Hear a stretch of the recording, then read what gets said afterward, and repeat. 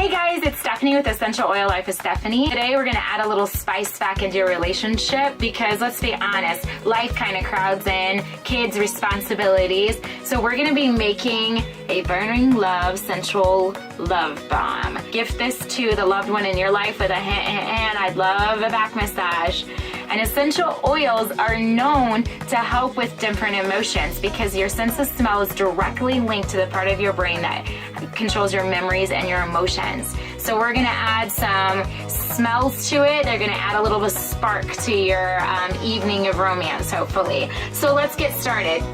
What you're gonna need is you're gonna need a pan, a saucepan that we're gonna have on low heat. So we're gonna do 1 tablespoon of cocoa butter. As you can tell, I'm very exact in my measurements. Always perfectionist here.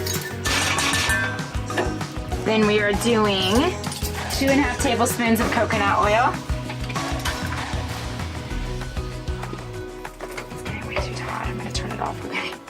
Then we're gonna do 1.5 teaspoons of vegetable glycerin. All of these can be found online or your local health food store may carry them as well. We're also doing 1 teaspoon of beeswax. Beeswax can come as pellets. It can come in a bar that you can grate yourself. There's a variety of ways. It's best if you get it from a local beekeeper. So you're gonna add that all in there and you're just gonna mix it over low heat until everything melts. That's an awful sound. Sorry. It's okay. Okay, is that better?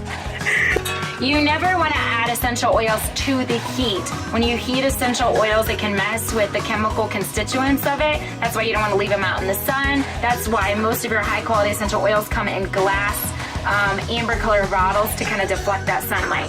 So we're going to wait till this cools and then we're going to add our essential oils. So we're going to pour this into a bowl so it can cool off a little bit. This is all our melted mixture of goodness. Yeah, it smells great.